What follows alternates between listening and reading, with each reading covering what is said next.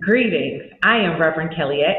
I'm the Director of Racial Justice Ministries at Scared Bennett Center. And I am so honored to have you join me once again for an episode of Conversations at the Intersection. It is a podcast where we have an opportunity to see where our identities meet justice, where our identities meet us in the place where we can find hope, peace, and create beloved community. On today, I have the honor of interviewing New Orleans native Dr. Tammy Lewis Wilborn. She is a mental health and wellness expert, author, and keynote speaker whose transformative messages inform, inspire, and ignite audiences to live, love, and lead. Dr. Wilborn is a retired board certified licensed professional counselor supervisor with not two, but 20 plus years of professional experience. She is a former visiting assistant of counseling at the University of New Orleans and a former adjunct professor of counseling at Xavier University of Louisiana. She is also the founder of the annual Black Women's Wellness Conference of New Orleans, which she established in 2016, something that I need to get a part of. Also, she promotes mental health and well-being, most importantly, in Black women. Dr. Wilborn is the author of Playing a New Game, which is what we're here to talk about. A Black woman's guide to well-being and thriving in the workplace. We are so thankful to have you here on today, Dr. Wilborn. Thank you so much for coming, for accepting the invitation. Actually, no, not accepting the invitation, but saying, you know what, Reverend Kelli, I need to be on your podcast and letting me know that this is something that was important and sharing this wonderful tool with me on today. How are you doing as we gather? Yes. Well, first of all, thank you so much, Reverend Kelli X, because you could have not accepted my pitch, if you will, to be on the podcast. And so thank you for responding and seeing this book as an opportunity to share something that I think Black women, specifically women broadly, and others can really benefit from some of the tools and strategies in the book. And I'm well. I'm well today. It's sunny outside, which always brings sun on the inside. I'm having this conversation with you, and so all good things today. So far. So far, so good. So far, so good. So you brought up wellness. You said that you are well. Your book highlights the difference between winning at work and being well at work. And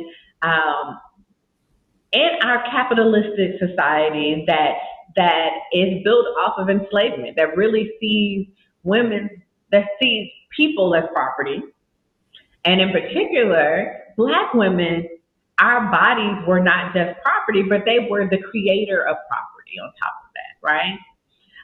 And so our production, literally the work of our reproductive system, was seen as our value. I'm really wondering, even though that part has ended, there's still so many vestiges of that 125 years later. I'm just wondering, is it actually possible to be well at work? And if so, what does wellness actually look like? Yeah, such a good question. Such a hefty question, right? I think, because I've been writing and speaking about this topic for, over 10 years now, it's certainly a question that I've had to consider in my writing. It's certainly a question that I've responded to in various ways in talks that I've given with folks that came up afterward and said, is this possible? And I think one of the things that was essential for me to talk about Black women's contemporary work experiences was that I actually did have to go back, right? I had to go back to the enslaved labor of Black women and girls and the sexual and labor exploitation that was a part of an economic system that existed in their bellies, right?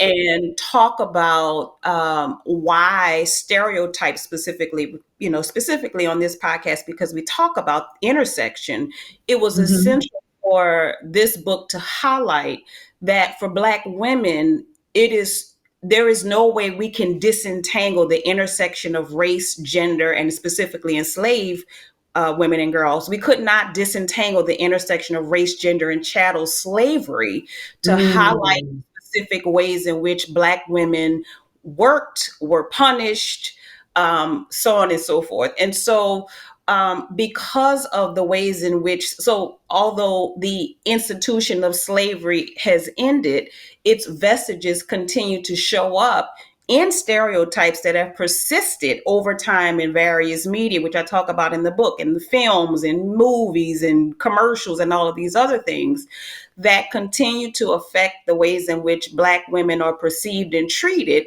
but also when we internalize that messaging, how Mm. we perceive and treat ourselves. And so Mhm. the whole notion around playing a new game is this recognition that the old game was propped up on Black women being unwell and Black Yeah. women being exploited and Black women being that, that this sort of badge of honor was to work hard. We've all heard it, work twice as Mhm. hard. You got to To play get the past the game, part. right? You got to work twice as hard. But the problem with that and what the data showed is Mhm. that that's killing us. And so the new game is this recognition that at work, wellness is the new playbook. But part of Mhm. that playbook is recognizing the agency as Black women that we have to do self-care, to do the work of self-care and self-empowerment so that we can be Mm. well and excel at work. Mm.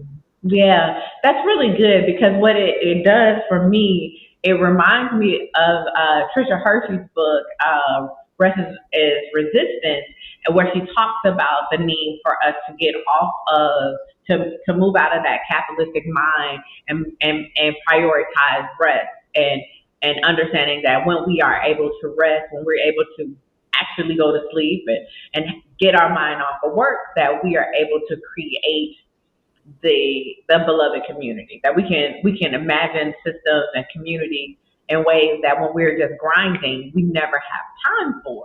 And so Mm-hmm.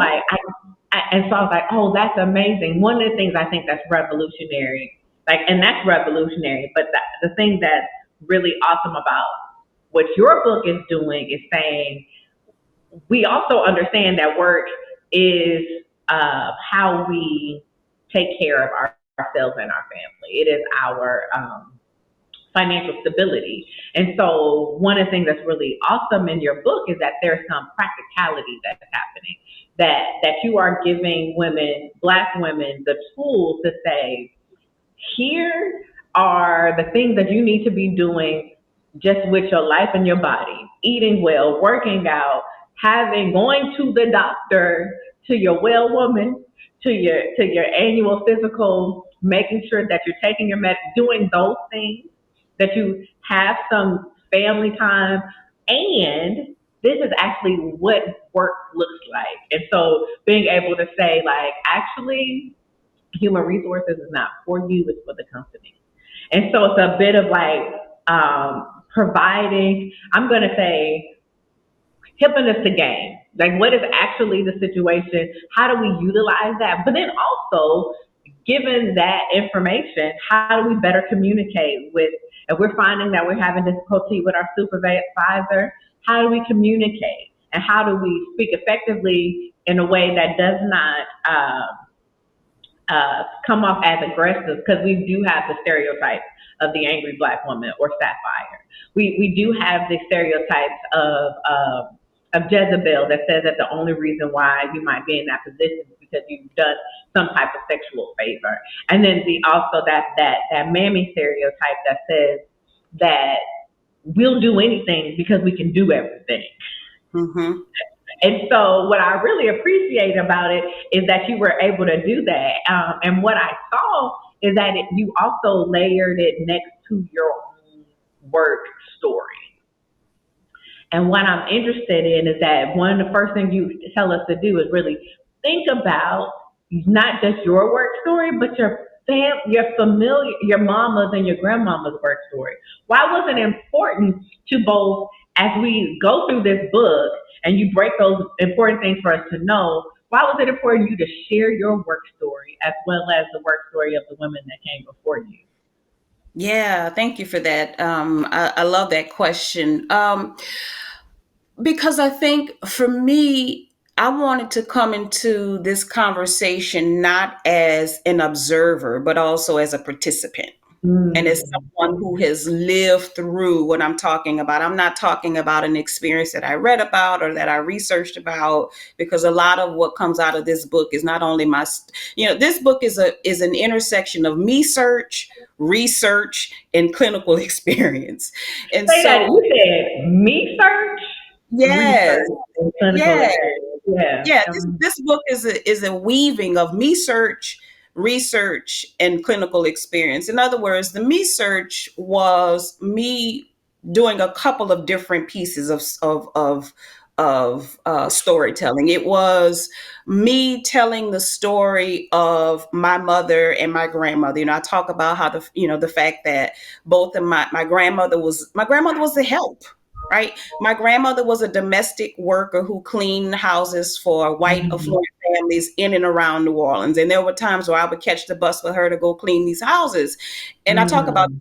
look, we were having some conversations. I mean, I was young, but she was, you were talking about putting me on game, putting us on game. She was putting me on game. She was making it very clear. I'm going to clean these toilets, but I want Mhm. you to know that you have a better opportunity with education. Go to school and get an education so you don't have to scrub toilets.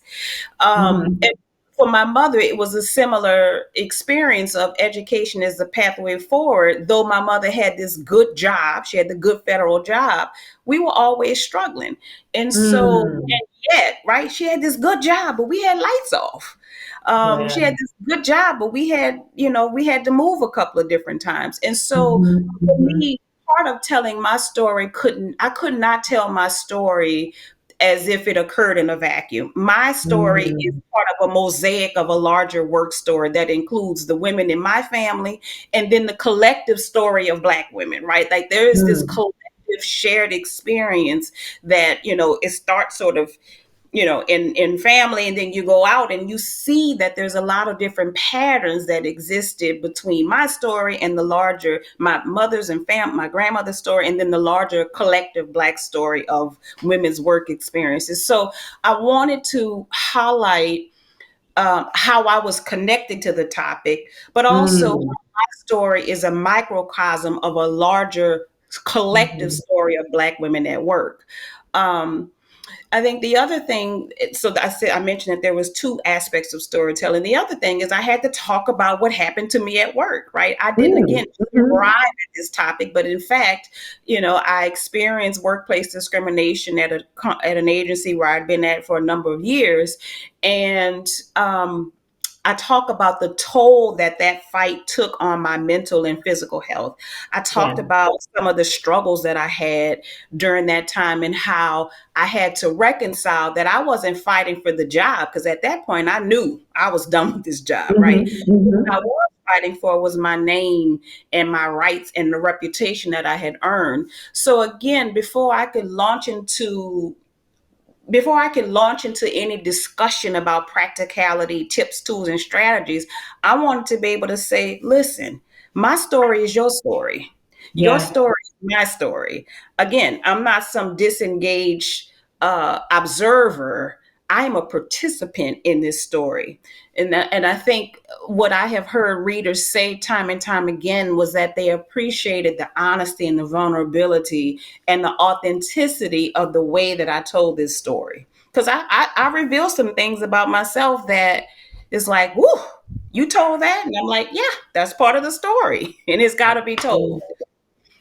So you have a PhD in counselor education and supervisor from University of North Carolina at Charlotte, Hmm. and you have a BA of psychology. There's an M.Div there. We're gonna talk about that later. We're gonna talk about that later. You you also have a MA of psychology from Loyola as well. A BA. I'm sorry. You have a PhD in counseling education and supervision, a MS in counseling, and a BA in psychology from Loyola University in New Orleans. And one one of the things that I have noticed over the last couple of years is that the Black women that I know, and maybe it's just the circles that I run in, but so many of the Black women that I know have terminal degrees. They have a doctoral degree. You also just earned a M.Div, a Master of Divinity from Vanderbilt Divinity School.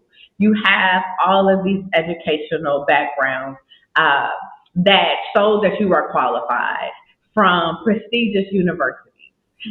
And yet, you still found yourself dealing with uh, concerns and folks not valuing what you were doing. That they were concerned that you weren't that you were at home with your son when he was sick and that you didn't put enough into it. You were concerned that you had changed your hair color and now will this affect your ability to move forward. That a lot of the concerns that were being lifted upon you, that you had too high standards for your students, that you wanted them to be the best possible clinicians that they could be. And because of that, you were too hard on them, and that was too much. And can you talk about how, while this feels anecdotal, these are common experiences that Black women experience in the workplace? That in spite of all of the education, all of the training, the background, the years of work and dedication, the excellence in which we often put into our work, we're often second guessed, undermined for either being working too hard or not. That sometimes at our educational level, our ability to speak well can be used as that we're might trying to be more than what we're not, and thus make others feel bad. Like all these type of things that come off sometimes. Those microaggressions are actual macro level issues that are happening in the workplace as it pertains to Black women. Yeah, yeah. I go back to again what brought me to this topic in the first place, because Mm-hmm. when these types of experiences happen to us at work and in life, right? Like Mm-hmm. this book it's within the context of workplace, but because race and stereotypes follow Black women wherever they go, Yeah. it's everywhere we are, the stereotypes and the Yeah. microaggression and the Uh-huh. macroaggression Right. goes with us, right? Right. And Right. so Right. Right. I never not walk in the room and not be Black and female. I'm always walking in with that identity. And so whatever is in that space, so goes that. But I say that because when this happened to me, because again, I had been with this particular agency for 9 years. I'd worked my way up, right? I didn't get there because somebody gave me an opportunity. I got there on purpose with an intention to work myself up to this senior position. And so when it happened to me, when this essentially it was a poor performance review that just came out of the Mm-hmm. blue. Like, I was sailing high one year, and the next year I needed a lifeboat, and I'm trying to figure out what I didn't realize I was drowning. Nobody threw Mm. me a lifeboat, nobody threw me nothing. Who knew I was drowning? And so it caused me to question. It just caused me to do that whole questioning and doubting of, am I tripping? Right? Is this just in my mind? Am I being hypersensitive? Am I making much ado about nothing? And because I was Mhm. a doctoral student at the time, it led me to try to really understand, is this unique or is this a collective experience? And what was Mm. clear in the research was, it was very much so a collective experience. And it was a collective experience because the undercurrent, the through line in all of these experiences existed in the intersection. It existed in the interstices of race and gender. Yeah. What was Mhm. unique about my research is that, of course, when I went to do the research, most of that research had been done on Black women in high status positions, highly high status positions. And so what was Mhm. absent in the research were the experiences of people like my grandmother, low status positions, low wage earning positions. And so my Mhm. research actually focused on the experiences of working class Black women, because Right. that Right. in the research. But again, the race and gender stereotypes are Mm. what Patricia Hill Collins calls controlling images, right? And so Mm. stereotypes work to control the ways in which Black women are seen and treated, and the residual shows up in, again, media, in the movies, in the music, in Mhm. TV and magazines and all this other stuff. And Yeah. when people do not have um, wide exposure to the multifaceted dynamic nature of Black women, they resort Mhm. to the frames of specific particular stereotypes, right? And so something that might be, some mode of communication that is one way is misperceived as another way because that Yeah. person is framing. So you just angry, and it's like, no, we having the same volume of conversation, the same content. Yeah. So what's unique about this book, as opposed to other books that were in the market, even still back then and still now, is that I highlighted specifically the ways in which the intersection of race and gender stereotypes not Mm. only create barriers for Black women as a workplace issue, but also how those intersections of race and gender create a wellness issue for Black women that affects how we're seen. So again, the key is those stereotypes, Right. because when I walk out on the street, Reverend Kelli X, the people don't know that I have all those degrees. That they don't see that. Mhm. I'm not walking with like Ph.D, MS, M.Div, BA. They don't see it, right? They see a Mhm. Black Mhm. woman. And Right. so unless their perception of Black women has Mhm. evolved to include intentional education, Mm. then they are going to, whoever they are likely Mhm. going to resort to seeing me in these controlling images, which I am calling stereotypes. Yeah, yeah. And also one of the things that's really interesting is that your grandmother didn't have the language as she was helping your mom raise you because you growing up in this multi generational household. And but what she does have the language of those stereotypical views of Black womanhood. She's not doing those things, but what she does tell you is that she wants to make sure that you are clean, smart, clean, and important, right? And there's a certain way that she needs you to look, even as you are coming out of the project to get picked up to go to private school, Catholic school. Um, and there's this idea that there's this understanding that the way that you show up in the world, the way you look will affect how other people treat you. And similarly, that respectability politic also shows up in how Black women show up at work, about how we do our hair, how we speak, how much and how many syllables we use in our words. And one of the things that I really appreciated about this book, about playing a new game, is that what you do is similarly what Brene Brown does in her work. Is that she brings her Texasness into her clinical. She as to with her doctorate. Her doctorate I think is in social work, right? But she comes with all her little Texas sayings and random things that she's using, and you come with all the New Orleans that you got.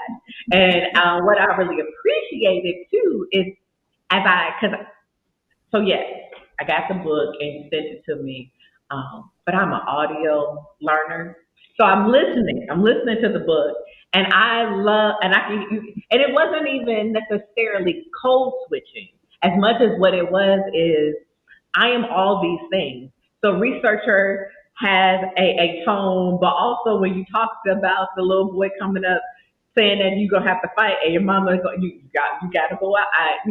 There was a couple of babies. I don't know if I did it correctly. I didn't. I don't have a New Orleans sound in my voice, but I love that because what it does is what you do is you honor all the pieces of yourself and say that all of that is is what makes you Dr. Tammy Lewis Wilborn. And who gives it? It's not just it's not Loyola didn't do it. It's not uh, North Carolina. Okay, we learned some things there, but it's also that whole piece that brings that. And so I wanted to say that. But really, what my question is what's great. Well, not my question. Or my observation is that this book does not tell white spaces how to be better to black women. It doesn't do that. What it does is it gives black women the agency to own the fullness who they are, and then how to navigate those spaces, whether that's white or not, those workspaces in order to get what they need. And so, what was it about? Why was it important to uh, not to tell white other spaces what to do, but to talk to black women themselves about how they are to navigate in those spaces? Yeah. Oh, I love this question and this observation. One, because I wasn't talking to white women. Um, I Period. mean, period. I wasn't talking to white women or white spaces. Now, Mm-hmm. I have had many white female readers say, "Oh my gosh, I know this book wasn't written for me, but I've gotten so much out of it." Because at the end of the day, there are some things that are just universal, right? Yes. Of course, there's unique, and then there's sort of the universal. Um, Mm-hmm. I think it. I I had to be free to tell this story. Yes. And I think oftentimes what I call the matrix of visibility, I talk about that in the book, where black women are constantly, the clinical term is code switching, right? But Mm-hmm. there's Mm-hmm. a thing that we're constantly doing, Mm-hmm. trying to be seen this way and not seen that way, and this way and not seen that. I wanted people to know I'm a black female with a PhD in all the degrees. I got all of them, and some of them I All have of it. done. But I also grew up in the project, right? I also slept on the sofa that was my grandmother's bed when I wasn't there. I Mm-hmm. also had a mama who cussed, still cuss, right? Like I'm from New Orleans. I don't like to fight, but we were raised to fight, and so there was a need to be true, and because I had done the work, right, and I'm still doing that work because I am doing the work of healing for myself. Yeah. It allows me to be free to tell my story so Mm-hmm. that if somebody needed, if a black woman needed permission to be free to tell hers, then let playing a new game be that permission for you. Because what Mm-hmm. we often are doing is we're shadow boxing with the things that Mm-hmm. cause us shame, right? For me, Mm-hmm. growing up in a working class background and knowing that my grandmother, lived in a project and my mother grew up in a project, and that there was a time in my life where being from a working class environment caused me shame. Yeah. Because when I show up in the world, she put together, right? That's just who I am. I mean, I talk about it in the book. I was raised, make sure your hair comb and you smell good. That's how I was raised. And as it turns out, I like it. So now I keep it up. But when Mm-hmm. you perceive me in Mm-hmm. that way, it's put together and pulled together, you might make some assumptions about who you think I am and where I came from. And in this Right. book, I want to let you know this is who I'm, all of these things. And Mm-hmm. it's true for Black women. We're all Yes. of these things, right? We are multifaceted, we're multi-layered, as is true for all, right? We are dynamic beings. We can start one way and end up somewhere else. And so it was important for me to be clear that I am talking to women as a Black woman who come from Black women, and Mm. I am saying you don't have to shadow box with Mm. who you are. You are who you are. In my book, chapter 6, I think it is, I talk about 2020 vision. And what I say Mm-hmm. what 2020 vision is. 2020 vision is this balance between recognizing that there are external perceptions out there rooted in stereotypes that affect how people see you and treat you. You cannot do anything about that. There is no amount of matrixing that is going to change how somebody sees you and treats you if they are not invested in seeing you beyond their own limitations. You can't convince them otherwise. However, while that is true, what's more true is that it is important for you to be clear about how you see you. That's the 2020 vision, is having the awareness that there is a perception and a treatment of you that comes from people who aren't invested in seeing your humanity behind there because they can't see their own. That's true. Right. Can you do that? But the part that you can do something about is how you see you. So let's talk about that. Right? Let me reveal some things about myself so I can say, when people say, I didn't know this issue that you had or this thing, I know you didn't. I'm telling it to you because it's not me and God good with it now. We good. I'm free from it. So now I can tell you so you can get free from the things that's holding you bound so you can thrive. So you can, because that's the new game. The new game is I'm not waiting on you to see me. I see me. I'm not waiting on you to have the conversation. We're already having conversation. If you want to come join what we're talking about over here, come join us. But I'm not waiting on you to see me, because in order for you to see me, Reverend X, you got to see you. And for most people, they're not able to tell the truth about who you are because they would have to reveal the lies about who they say they are. And we can't tell the truth. Sorry, I got a little preachy there. No. Thank you for getting preachy, because that was my next question. My next question is that in chapter 10, you talked about you've got to know when to hold and know when to fold. And the way that I was introduced to you was as in your last semester at Vanderbilt Divinity School. You came to Scarrett Bennett and was a facilitator for a sister circle, something that you talk about as a way to find support for women.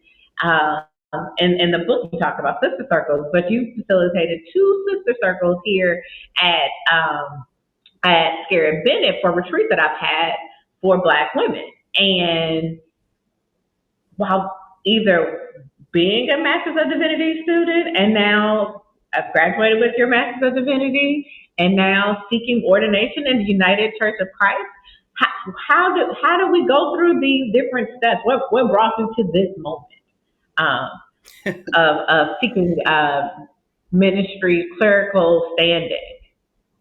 Yes. Oh, goodness. This is probably book 3 somewhere. I got another book project that I'm stewing on, but this is going to come somewhere down the line.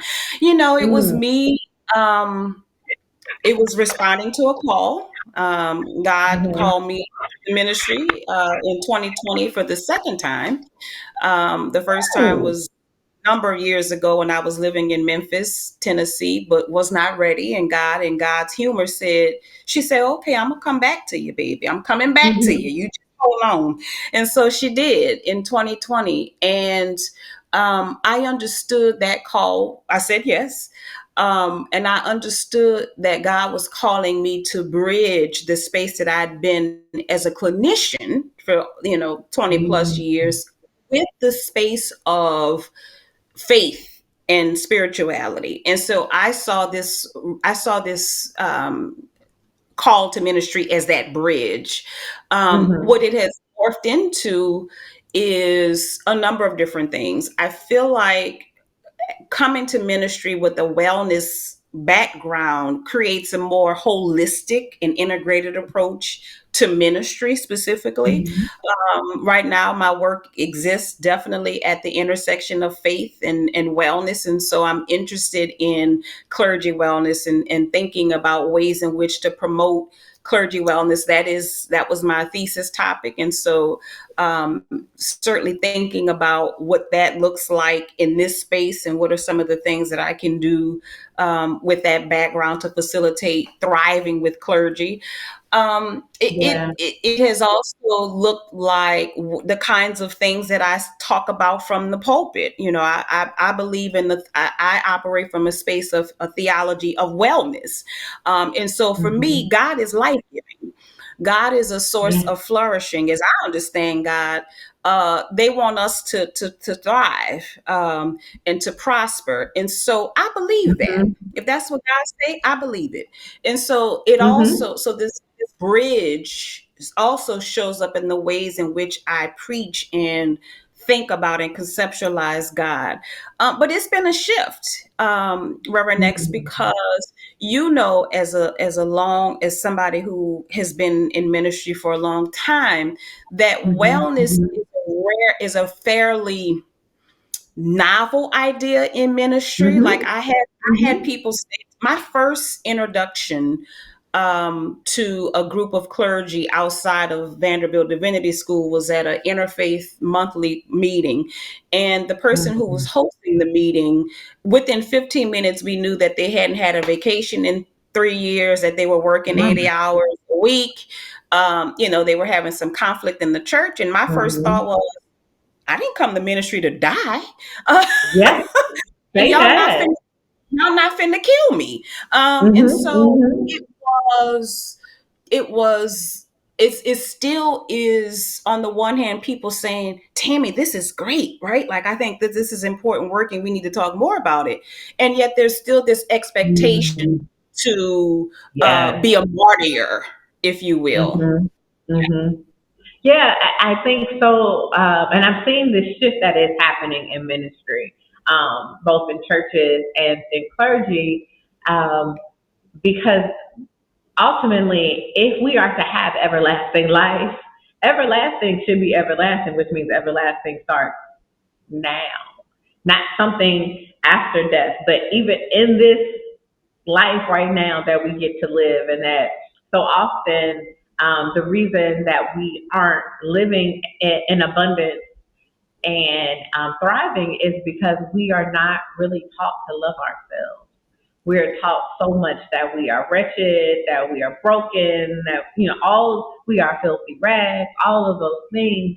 While Scripture also reminds us from the very beginning that we are made in the very image of God, and that God is saying, um, let us create humanity in our own image, and everything that God creates, God says good. But when humanity shows up, God says this is very good.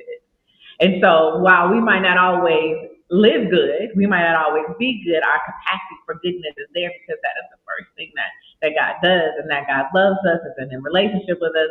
And we are taught to love one another. And if we are to love our neighbors as ourselves, then the first thing that we need to do is love ourselves. And I think so Yeah. often that is missing. And so I really appreciate the work that you're doing, because when we center the well-being of women, of Black women, when we center our well-being, that is revolutionary. That is the most loving thing that we can do for ourselves. It also teaches people how to treat us, and teaches us folks how to treat everybody else. It makes everything better. And for me, it's a very loving and beautiful experience. So I want to thank you again for sending me the email saying that I needed to read Playing a New Game, A Black Woman's Guide to Being Well and Thriving in the Workplace by Dr. Tammy Lewis Wilborn, Ph.D., and now M.Div as well. I am so thankful for this time together. Thank you so much for joining me for today. Are there any final words you would like to say before we wrap up? I just want to say thank you again for the opportunity to have this conversation. It is now, I would say, more than ever important, especially with some of the attacks that we're having on in corporate and government and even local Mm-hmm. business spaces, Yeah. for Black women and people of color that have tools and strategies from people of color that Mm-hmm. center our unique struggles, but also give us unique strategies to thrive as God intended for us. So thank you again. Thank you so much for joining us for today. And I want to thank you all. Thank you all for watching another episode of Conversations at the Intersection, a podcast done by Racial Justice Ministries here at Scared Bennett Center. We are so thankful for this opportunity, and we hope that you join us again so that we might be able to look at how the way that we show up in the world intersects with justice, faith, and love. Thank you again, and have a great day.